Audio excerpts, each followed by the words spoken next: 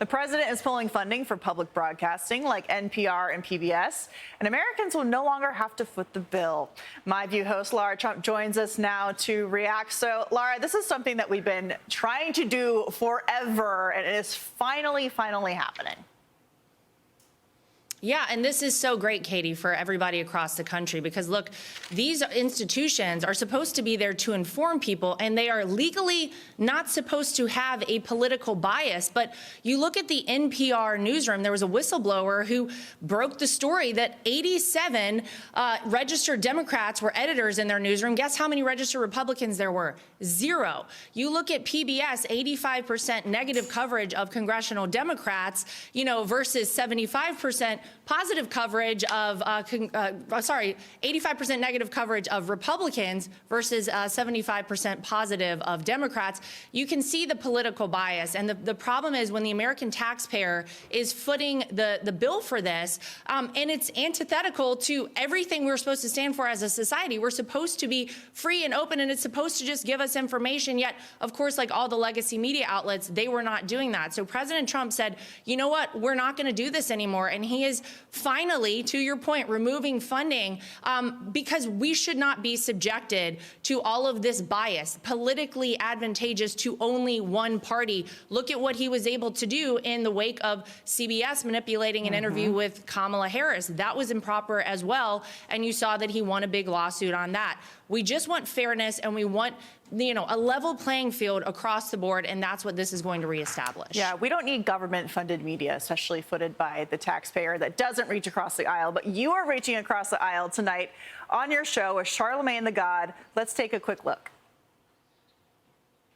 Take a look at these numbers. This is The View. The View had, since January, from January until July, look at that, 0 conservatives and 102 left-leaning guests. And then listen to... Is that real? That's real. I think a lot of times people talk about folks they never talk to. Yeah. And if you think that a person is spreading misinformation, if you think that a person is lying, then, bring them on your platform and have that conversation. He's learning all kinds of things from you. Well, I'll give Charlemagne credit, Katie. He actually did have me on his show, The Breakfast Club, last year. He actually does reach across the aisle and, reach out to people with whom he doesn't totally agree. And I think we need more of that. But my favorite part is when he said, is that real? It's shocking to people who don't realize that these things are happening. It's shocking whenever you kind of live in this bubble to learn these numbers and to learn the reality of this sort of thing. But look, our conversation was wide-ranging. I thought what was the most interesting that everyone can find out tonight was when he talked about who he actually wants to see run for president in 2028. I, of course, asked him about Kamala Harris. I asked him about Mom Donnie and socialism as being the face of the Democrat Party. But tune in tonight to hear who Charlemagne wants to see running for the Democrats. Very interesting. That is a great tease. We'll certainly be watching. But before you go, we just talked about reportedly leaked playlists from top White House officials like J.D. Vance, Caroline Leavitt, Pam Bondi. And I think that you may have some idea about other playlists in the White House that people are wondering about.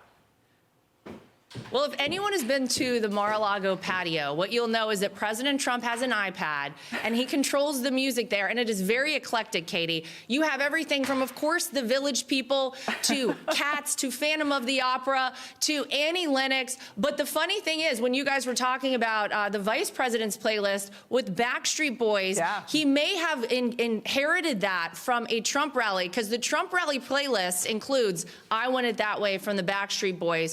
So I feel like this is just part of the MAGA, coming into the fold for our vice president. He's really taken root, and it's evidenced by his playlist there. Well, we all love a good playlist, and thank you for enlightening us about President Trump's choice in music. We appreciate it. We'll watch your show tonight, My View, and looking forward to that interview with Charlemagne the God. Thanks so much for joining us this morning. Great to see you.